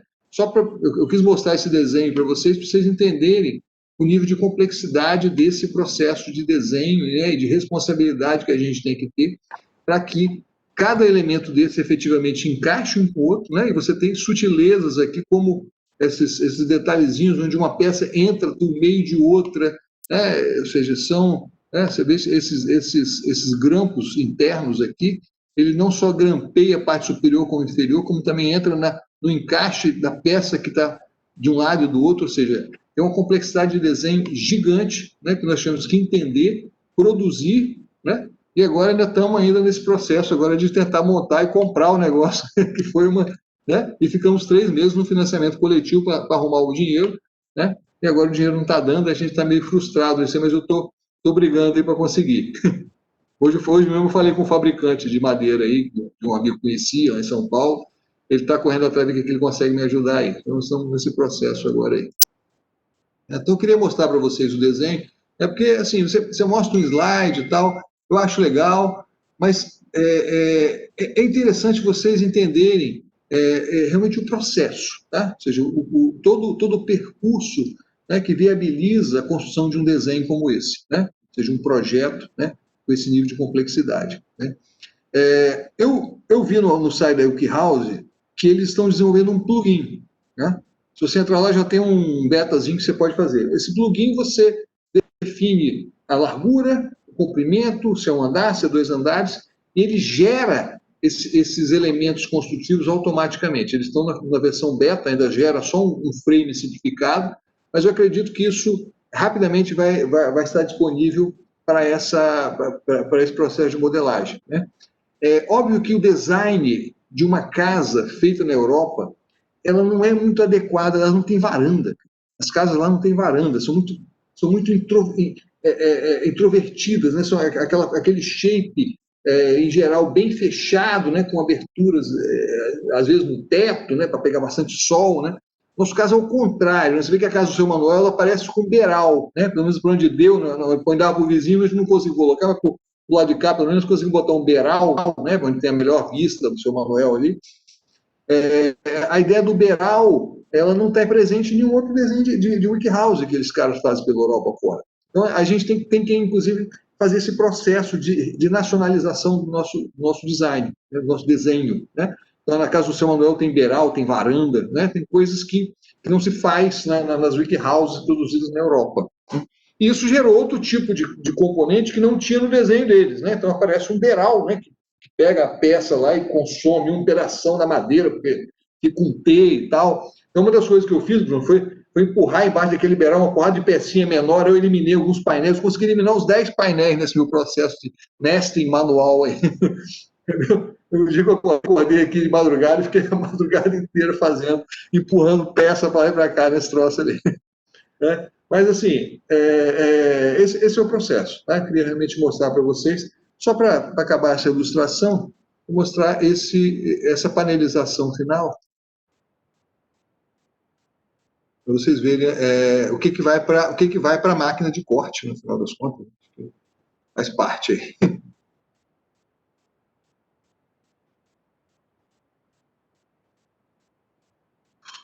Só abrir aqui o arquivo. Vou abrir o arquivo USB de direção.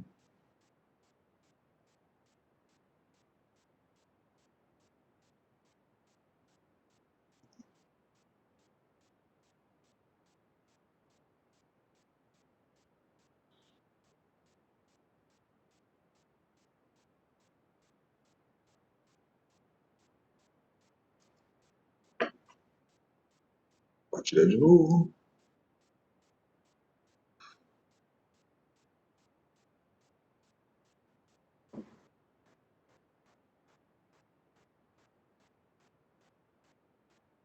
Esse aí esse aí é como a Clara me mandou. Né?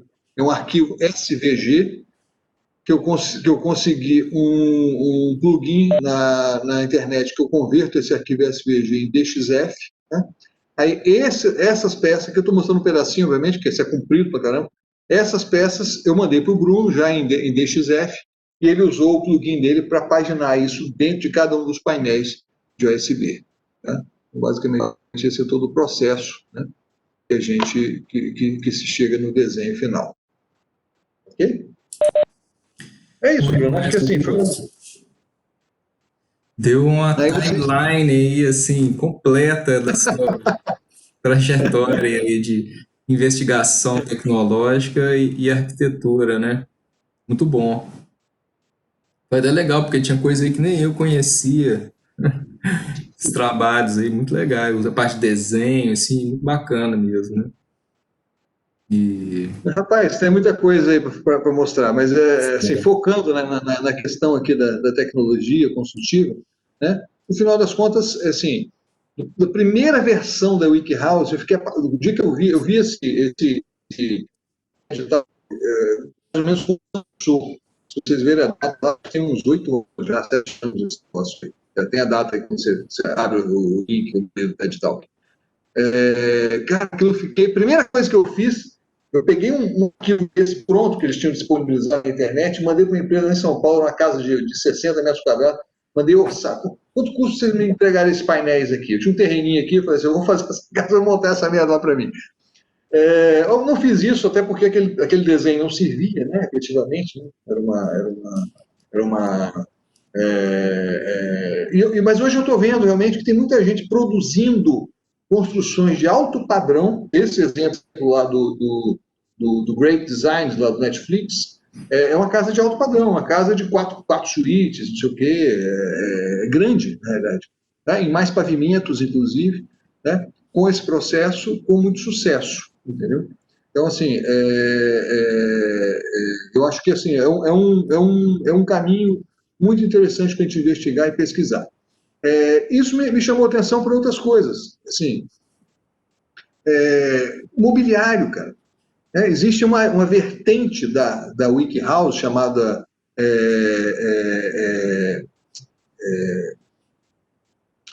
OpenDesk, tá? Que é o mesmo processo, só que com mobiliário. Né? Você pode fazer cadeiras, mesas,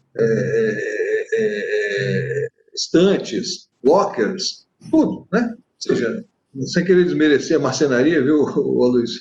Mas você, a partir de um arquivo de corte, você consegue montar uma mesa, um armário, né? Sem precisar do marceneiro, no sentido da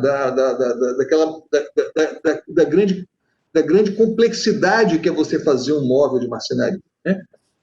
Por exemplo, para você montar um espaço de estudo, um espaço de baixa renda, uma unidade habitacional de baixa renda, é um caminho interessante, entendeu? Porque, inclusive, você pode duplicar isso, né? Você pode, a partir de um determinado padrão de corte, você pode fazer aquilo várias vezes, né? Sem o labor necessário para você fazer isso a partir de toda a artesania, que é um processo de marcenaria, por exemplo, né? A industrialização, de certa forma, de código aberto do processo imobiliário, né? Eu tenho aí N desenhos de mesas, cadeiras, não sei o quê, que eu fui baixando, né, nesse site de design, né? Ou seja, é o mesmo processo, né? Só que voltado para o mobiliário. Eu acho assim, tudo isso assim, muito estimulante, assim, né? Da gente entender que parte dessa revolução digital, ela cabe um pouco a nós mesmos, né? Na pesquisa, assim, né, principalmente nesse nível de mestrado, doutorado, né, eu acho que é a oportunidade que a gente tem, assim, de não só fazer esse teste, de explorar isso, mas explorar isso de uma maneira até mesmo, assim, crítica, né? Então, quando eles falam assim, faça você mesmo na sua casa, né? A gente sabe, até pelos vídeos que a gente viu na aula passada, assim, que não é bem assim, né? Assim, então, assim, a gente pode ter um nível de autonomia muito maior, né, com esse processo, mas a gente ainda vai precisar de uma bela ajuda na hora da montagem. Então, a gente viu os vídeos, o povo com os guindastezinhos, assim, subir muita gente assim com equipamento de EPI, capacete, óculos lá, montando. Então, eu acho que a gente... e aí também, né, Augusto, nesse processo da gente desenvolver essas maquetes, né, a gente pode ter uma experiência assim, de um aprendizado enorme com a maquete. Eu particularmente, assim, tive um aprendizado enorme desse nível, né? Assim, basta ir lá e fazer. E não é assim, né? Então, diferenças mínimas, né, milimétricas. Eu já estou 6 meses nesse aí, né, Bruno? Inviabiliza o processo, né? Assim, as máquinas sofrem muito, né? Então, tipo assim, a minha máquina queimou uma fonte porque eu fiquei cortando 200 placas de MDF e ela não aguentou, assim, né? Ou seja, mas isso é que é o interessante, né? A gente está envolvido com o processo para saber, de fato, exatamente aonde é o ganho, aonde a gente tem que tomar cuidado e o que a gente precisa fazer para aprimorar isso e trazer isso para a nossa realidade, né? De qualquer maneira,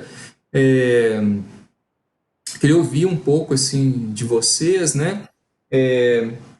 Eu tenho assim 3 pontos muito simples assim que eu anotei aqui durante a apresentação do Augusto e que eu acho que são coisas que vale a pena assim comentar um pouco, né?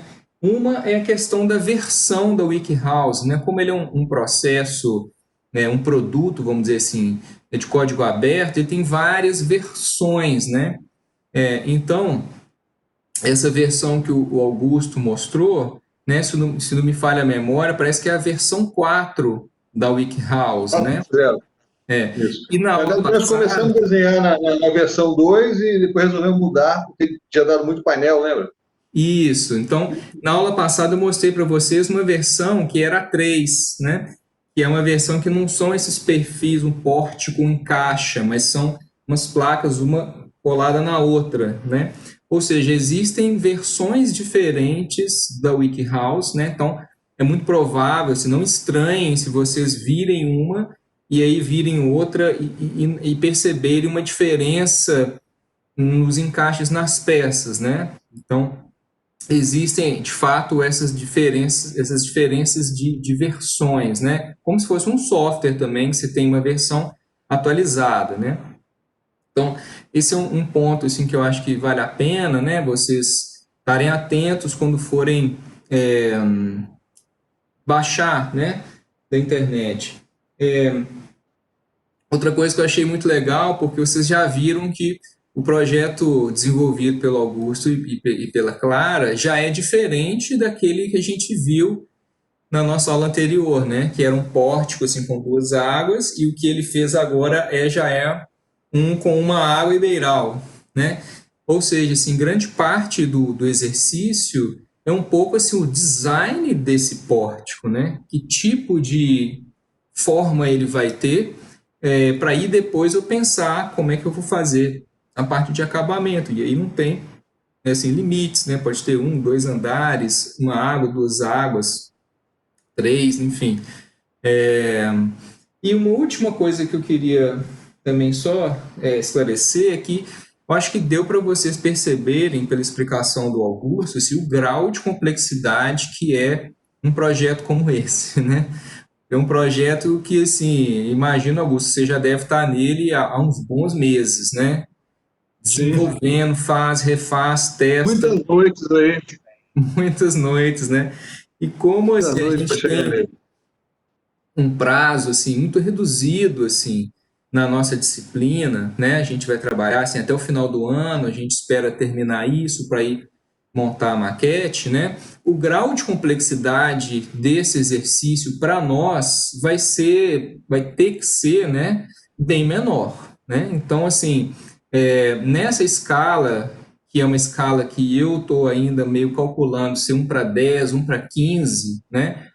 Que é uma escala que a gente consegue usar esse papel Paraná mais fininho, mais fácil de cortar e mais rápido, fácil de montar, a gente talvez não precise assim, chegar muito a fundo no detalhamento das peças, dos encaixes, né? Então a gente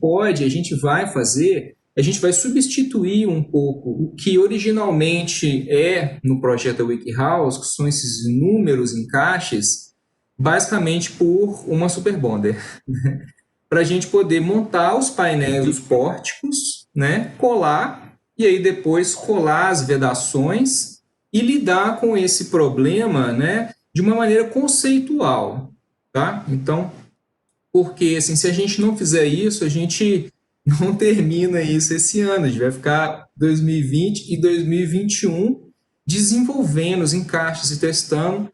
E a ideia do estudo é mais assim colocar vocês em contato com esse tipo de informação do que propriamente chegar num projeto executivo como é o que o Augusto está fazendo, né?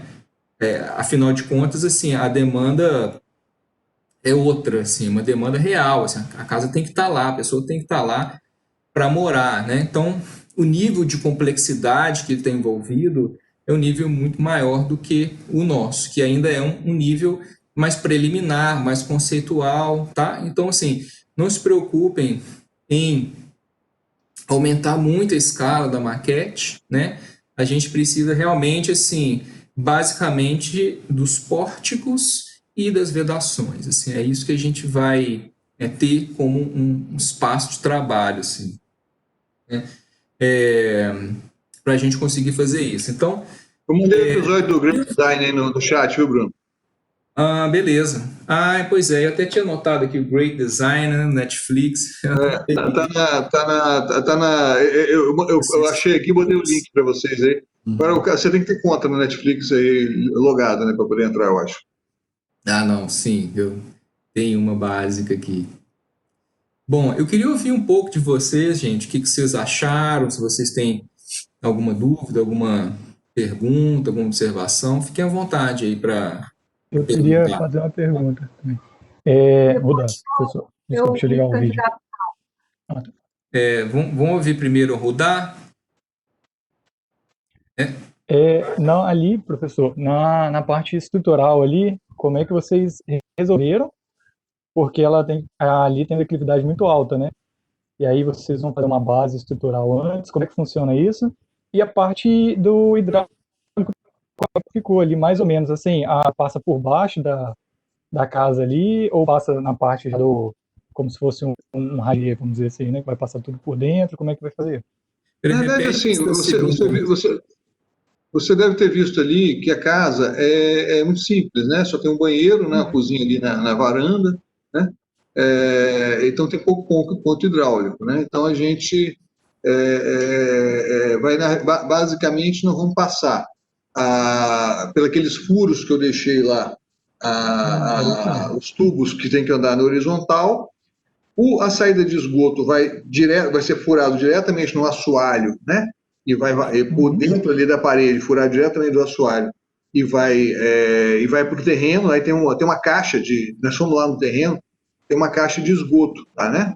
A caixa de esgoto lá onde recebe pra você ter ideia, a energia lá é gato. Tá? Não tem, a Celsa não fornece energia lá. Eles vão puxando um do outro lá. Tem um poste que o vizinho já puxou, ele vai puxar também. A energia é um gato, né? Então é um negócio meio maluco. Mas tem o esgoto, hein? Incrivelmente, tem a caixa de esgoto, tem um duto que canaliza o esgoto lá para baixo e tem tratamento de esgoto naquele bairro já. Né? Então já tem o ponto lá onde nós temos que ligar. Então nós já vimos isso, né? Para fazer a ligação. Eu fiz um projeto muito básico, fiz um unifilar do esgoto só para poder definir posição de furo e quantificar a quantidade de tubos, né? E isso vai ser montado lá, né, diretamente. Não, é porque acho que eu não vi ali no projeto. Então a parte do esgoto, ela vai no próprio assoalho mesmo, e ela passa ali por baixo, vamos dizer, na parte estrutural ali também, né? A casa é elevada em 4 pilares, são 4 pilares de concreto que a gente está fazendo lá, e aí tem 2 vigas de madeira.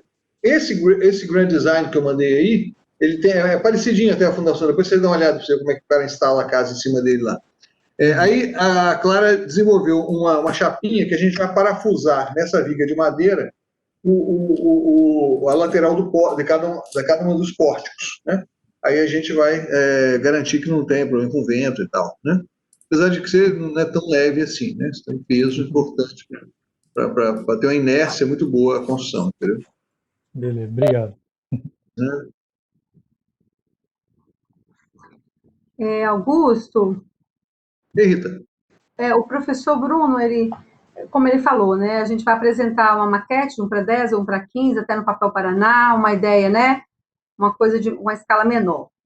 Mas me veio umas curiosidades. Você tem uma medida mínima de chapa a chapa, de grampo a grampo, na hora que vai vedar a parede ou que vai fazer a forração em cima? Aí tem os grampos. Devido à resistência do material, chegou a esse nível de estudo? Tem tipo assim, porque a chapa, ela tem 1,20 e ela tem 1,22. Mas aí você vai falar assim, não, mas ela só de grampo a grampo tem que dar 60. Tem alguma medida assim? Não, a gente não fez um projeto estrutural, obviamente, nesse caso, porque nós estamos fazendo uma construção menor do que o modelo que nós usamos de base, né? Então nós pegamos um modelo de base que tinha essas peças já pré-definidas, tamanho, etc., e adotamos ele, né? Então aquela viga caixa que faz o pórtico, ela tem 15 por 30, mais ou menos. É um pouquinho quebrado, mas eu estou simplificando, tem 15 por 30, né? E mais aqueles reforços internos e tal. E a gente coloca de eixo a eixo exatamente 1,20 m, porque nosso projeto é para usar o USB de 1,20 por 2,40. O USB que foi projetado, que é o USB Home Plus, ele tem 1,20 por 2,40. Nós estamos até com um problema, porque o Home Plus está muito caro, nós estamos mudando de USB, que tem 1,22 por 2,44, talvez a gente vai perder um pedaço da chapa, ou vou ter que refazer a modulação do projeto. Assim que eu acabar de definir esse problema da madeira, talvez a gente tenha que fazer uma alteração na largura típica, para não ter que ficar serrando todas as chapas, né, nesses 2 centímetros que se perde, entendeu? Mas isso aí nós estamos trabalhando nisso agora. Então, lá na sua prototipagem, lá no SketchUp, que está o painel verde, então lá aqueles verdes é de 1,20 e 1,20. 1,20 por 1,20 de eixo, né? De eixo. Eixo de poste.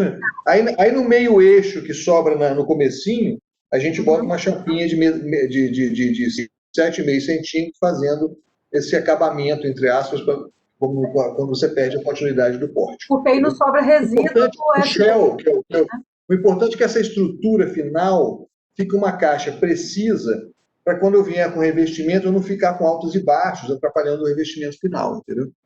O revestimento final aí não tem resíduo do USB, né?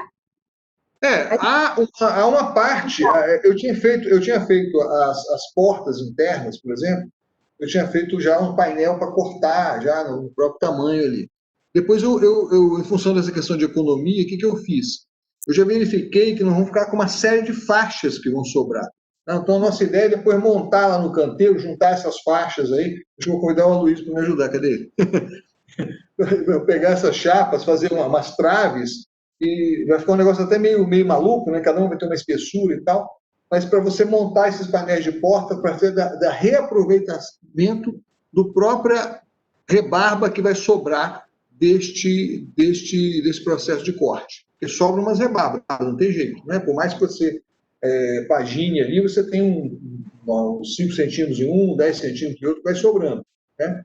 Aí a ideia é a gente pegar essas rebarbas todas e ir montando esses painéis de porta e tal, você não tem que despender um painel inteiro só fazer a porta, entendeu?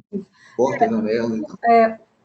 É um pouco semelhante. Uma vez que tem todo o projeto e ele é explodido, as peças explodidas separadas, né? Igual a gente fala na marcenaria, lá a gente tem software que é o Corte Certo, que faz a programação toda do aproveitamento máximo. Vai dar 15 chapas de MDF de 18, então você já sabe, 15 de 18, 10 de 9 milímetros. Então, no Corte Certo, faz o estudo, né, de aproveitamento máximo. De repente, pode também fazer um pré-estudo antes, que aí já entra essas rebarbas. Esse software de nesting que o Bruno falou, é exatamente o que a gente usou para fazer isso. O problema é que, diferente de uma marcenaria normal, onde os cortes são majoritariamente retos, né? A gente tem muito dente, entendeu?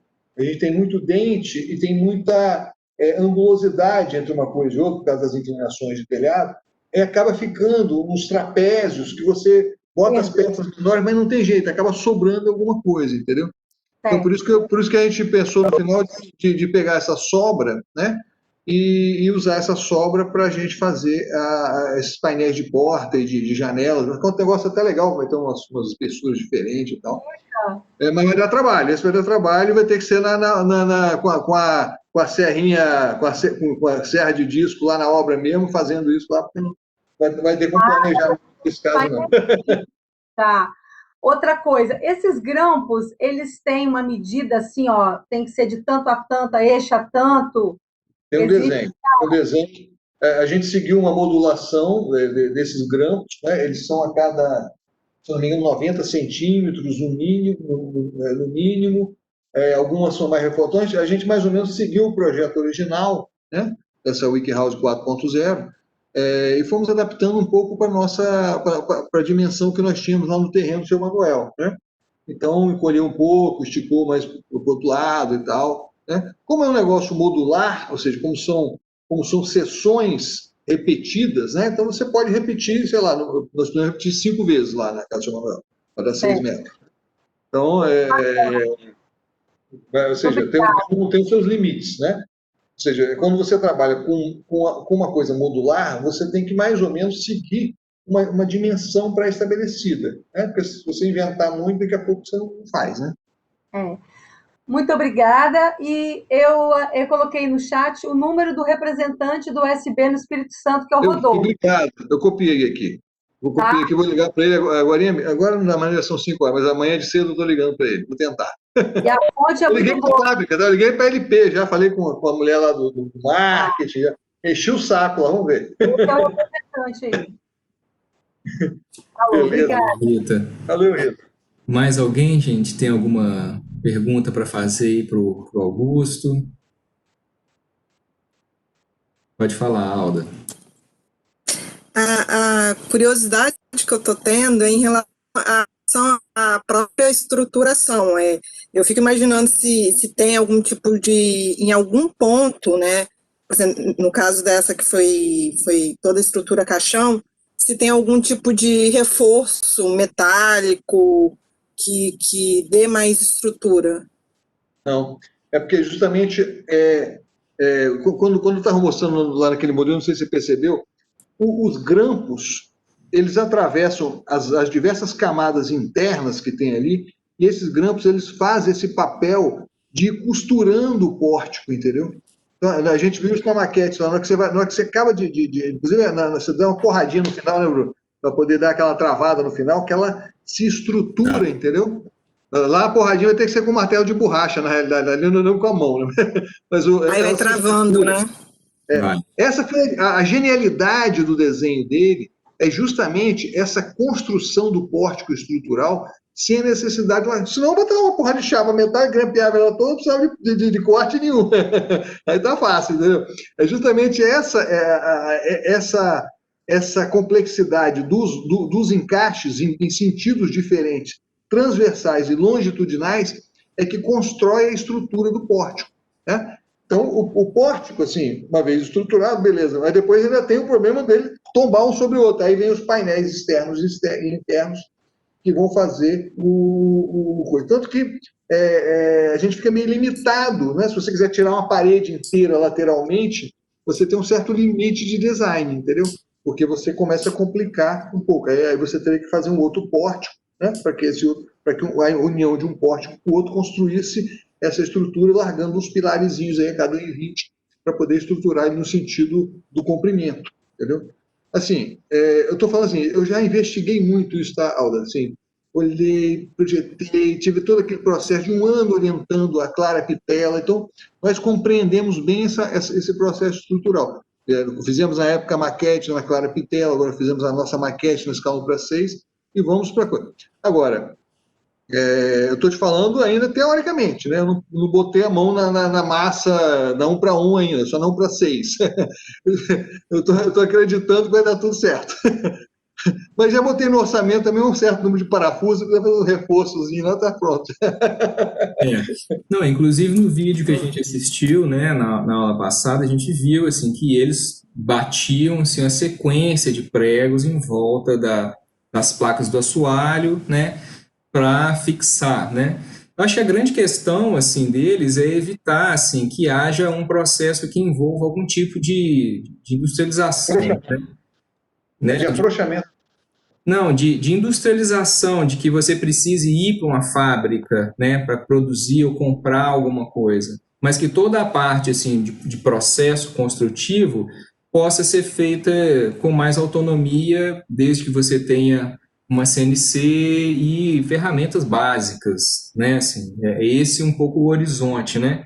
Por mais que a gente veja que para atingir esse horizonte nem sempre é tão simples, como é o caso lá do seu Manuel, que vai ter que concretar lá um pilar de fundação e vai ter que colocar uma outra viga por cima. Ou seja, há um projeto rumo a uma autonomia total, né? E a autonomia que já existe já é bem significativa, né? Mas ainda assim a gente ainda demanda de um ou outro complemento, né? Mas muito menor, né? O que mais, gente? Mais alguma dúvida aí? Maida, pode falar. Eu tenho uma dúvida sobre a montagem. A ideia é você, os alunos ou não? Contratar uma empresa para estar fazendo essa montagem das peças? Não, a gente vai montar. O processo de montagem é relativamente rápido, né? São alguns dias, na realidade, tá? O ideal, realmente, é se a gente pudesse fazer esses pórticos lá na fábrica, abrigado e tal, e levar ele prontinho, né? Igual a gente vê nos vídeos aí da Wikihouse, você leva lá no caminhão, né? Com o muque, vai botando no lugar e só faz a panelização no local. Mas isso não é a realidade lá do morro, entendeu? A gente, né? Para subir um pórtico desse no ombro, né? Sem chegar nem carro, né? O nosso carro parou lá mais ou menos uns 100 metros do lugar da obra, né? O único lugar que a gente chegou de carro, né? Assim mesmo que o cara da comunidade foi com a gente para o nosso carro poder ficar lá sem ninguém pegar ele depois. Entendeu? Ainda tem esse problema, né? Então, assim, aí como as peças são portáteis, A ideia é que a gente contratou um cara que vai limpar o terreno, né? Aí a gente vai montando o pórtico lá, próximo ao lugar onde ele vai ficar, já vai içando, né? Vai içando ele lá e vai montando lá mesmo. Tá? Esse processo nós fomos lá, nós somos a equipe toda lá, os alunos, os arquitetos, o engenheiro, fomos todos lá visitar o terreno, medimos, checamos as medidas e tal, fizemos uma coisa lá. Agora, realmente a gente vai experimentar, né? Infelizmente, né, a gente não sabe. Né? E aprender muito com esse processo, né? Que eu acho que é o mais legal, assim, né? É o legado que isso deixa para a gente em termos de experiência profissional, né? Para continuar desenvolvendo isso, né? Como se fosse uma espécie de um projeto piloto, né? E a partir dele, igual aqueles carros conceitos, assim, né? Cheio de possibilidades, né?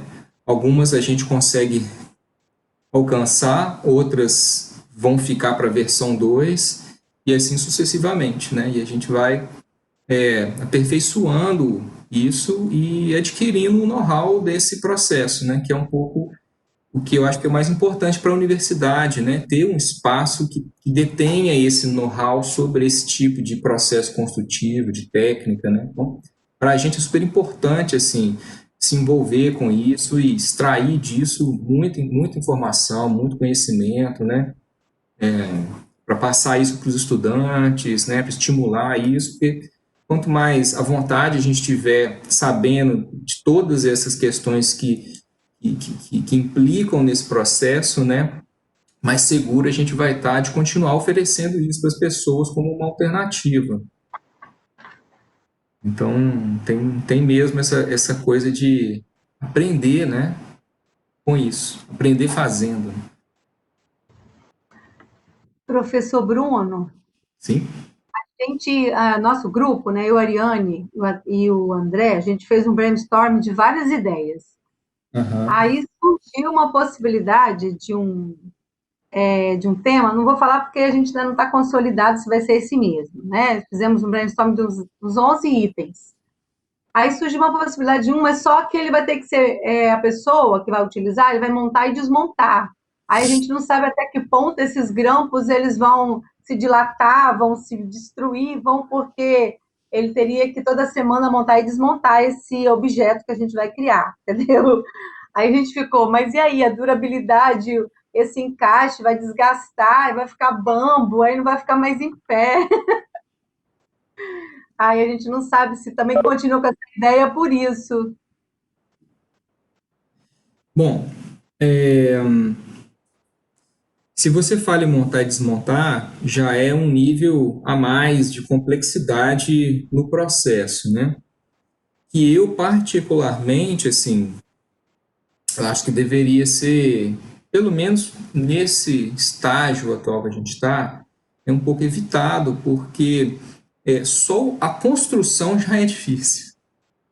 Então, eu acho que seria mais interessante a gente concentrar-se o nosso esforço na construção desse projeto, né? Dependendo de como esse processo de construção for feito, né? E da experiência que vocês forem adquirir com esse processo de construir essa maquete, talvez, num segundo momento, possa começar a vir já uma iniciativa de desmontagem, de algo que seja montável e desmontável. Né? Seria um stand para artesanato em feiras culturais, seria isso? Entendeu? Eu acho o tema assim, de ser uma arquitetura efêmera super interessante, né? No entanto, assim, ainda assim, a gente ainda não pensamos nisso como mais um nível de complexidade do exercício, né? Porque eu acho que senão assim, a gente fica um pouco sobrecarregado. Então, e aí a minha preocupação realmente, né, é dar um encaminhamento viável assim para a disciplina, né, para que a gente possa vir para cá, aprender e chegar num momento final, assim. Então, se a gente criar muitas outras variáveis, pode ser que a gente não consiga realizá-las no prazo que a gente tem, tá? Então, eu acho que a gente pode ficar no momento restrito mais só a partir da construção. Eu agradeço porque a gente chegou até a pensar como que a pessoa ia carregar no ônibus, na bike, no rec, no case nas costas, embaixo do ônibus, porque ele teria que andar com a barraca dele de artesanato. A gente chegou a viajar até na case que ele ia carregar. Então, vamos parar e vamos dar o pé no chão. Rita, essa linha aí, essa linha de coisas mais portáteis, você vai encontrar uns exemplos interessantes desse Open Desk, que eu mandei o link aí. Tá.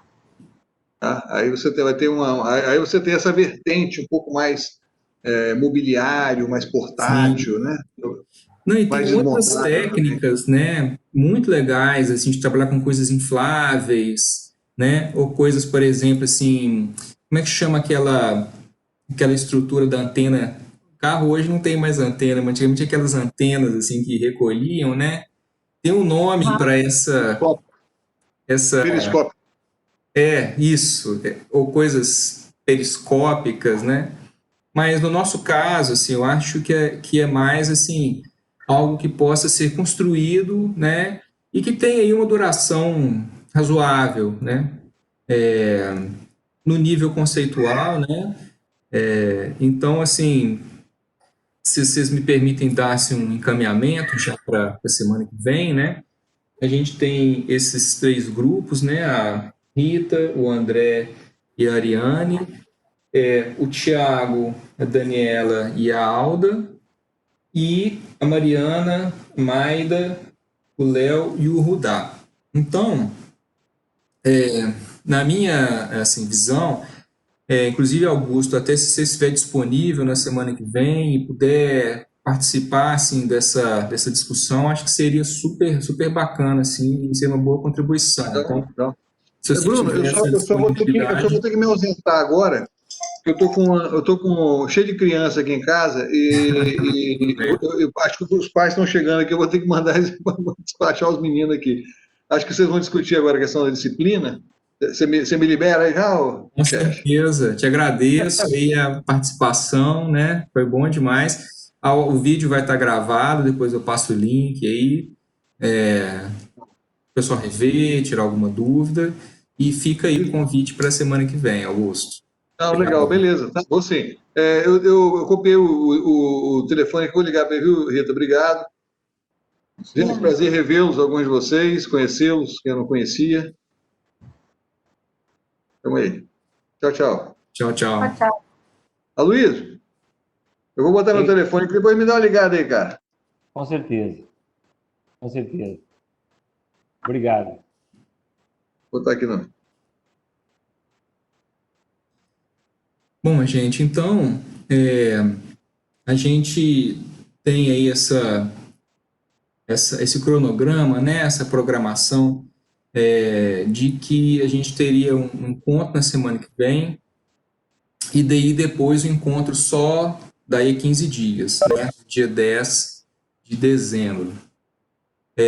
Então, assim, como eu falei, a ideia seria a gente trabalhar com esses pórticos, com o desenho desses pórticos, o desenho dessas vedações, né? Sem necessariamente entrar muito no detalhamento desses conectores muito minúsculos que, no nosso caso, na maquete, eles não vão ter o efeito que a gente precise, né? Ou seja, se vocês conseguirem, até a semana que vem, trazer pelo menos assim, uma proposta volumétrica, né, dessa unidade, desse módulo, né, um pouco com uma proporção, com um arranjo mais ou menos estrutural já pensado, sugerido, uma questão da escala, né, do tamanho, que tipo de características ele vai ter, que tipo de coisa ele vai abrigar. Se vocês vão estar usando essa versão 3 mesmo, que é a que eu acho que é mais fácil de ser disponibilizada, porque essa que o Augusto mostrou, a versão 4, ela é difícil de encontrar, né? Não sei se vocês chegaram a conseguir baixar a versão 4, né? Sim. Eu achei o sistema de encaixe da 3 também um pouco mais simplificado, parece. Sim. Não sei se foi uma impressão, mas eu achei que é mais fácil. Eu acho que semana que vem seria uma ótima oportunidade, não é para vocês chegarem com nada pronto, assim, para a gente poder se mostrar as coisas, né? Assim, olha o que eu encontrei, olha o que eu pensei, né? Vocês podem fazer assim, um croquis da ideia, mostrar um pouco assim qual sistema vocês vão usar, né? E você já está com tudo pronto aí, né, Rita? Guarda aí para semana que vem. Queima a largada. Estou adorando esse negócio. Tá? Então, se vocês puderem trazer esses materiais para a gente assim, espalhar isso na mesa, né? E dar uma olhada, né, em tudo, né? Porque eu acho que, como eu falei assim, anteriormente, a ideia é que a gente possa fazer disso um grande grupo de aprendizado, né? E que aí coisas de um grupo podem ajudar nos outros e assim por diante, né? Eu estava dando uma olhada aqui e, assim, eu acho, né, assim, que se a maquete for, por exemplo, na escala 1:20, né, que se ela tiver, por exemplo, 6 metros, ela vai ter o tamanho desse escalímetro aqui, assim, né? Eu acho que é um tamanho razoável. Então, pode ser até que ela seja ainda um pouquinho menor, dependendo do tamanho, né? Se for uma coisa pequena, ela pode ser um pouquinho maior, né? Uma coisa muito grande, aí a gente vai ter que reduzir para ela ficar um pouco do tamanho aí de uma caixa de sapato, né? Mais ou duas, né? Alguma coisa mais ou menos, no máximo, uma caixa de leite, assim, uma caixa de leite mesmo, assim, com 12, né? Não uma caixinha, assim, mas uma caixa que tem aí, assim, uns 40 por 40 no máximo, assim, né? Já é grande, assim. Tá? Porque aí a gente tem um corte rápido na máquina, peças que a gente consegue montar e colar rapidamente, né? Com tamanho de papel Paraná adequado. Então, se vocês acharem razoável, a gente pode, de repente, combinar na semana que vem, a gente fazer aí uma pequena apresentação dos 3 grupos, né, mostrando um pouco o que conseguiu, o que já achou de informação até agora, se a gente já tem mais ou menos uma proposta de desenvolvimento, e aí a gente já pode começar a fazer umas discussões mais focadas na parte arquitetônica mesmo do projeto, né? Parte estrutural, que tipo de encaixe, né? Se a proporção tá boa, se a quantidade de peças é razoável, se vai ter painéis dos 2 lados, só de um, né? E a ideia é que a gente possa fazer tudo mesmo de Paraná, né? Mesmo as partes de vedação, a parte de estrutura, né? A gente faz tudo de Paraná e depois corta e vai montando isso, né? Eu acho também, assim, que fico já pensando um monte de coisa, né? Eu não preciso, por exemplo, ser uma casa acabada, né? Pode ser um protótipo, né? De repente pode ser só a estrutura, né? Com as vedações, eu vou vedar só uma parte para a minha maquete ser como se fosse uma maquete meio explodida, né? Eu tenho uma parte que é fechada e outra parte que não tem nada para a pessoa visualizar como é que é o processo, poder ver por baixo. Então, lidem como um projeto conceito, tá? Assim, fiquem bem assim, à vontade para exercitar assim, essa parte de desenho das peças, né, do formato dos pórticos, né, sem o compromisso de ter que entregar um projeto executivo pronto. A gente quer uma maquete conceitual que use os encaixes, seja bem feita, cortada a laser, montada e que traduza um pouco desse nosso sentido de trabalho de uma maneira mais aberta, né? Como é a proposta do exercício. Então, o que vocês acham? Pode ser?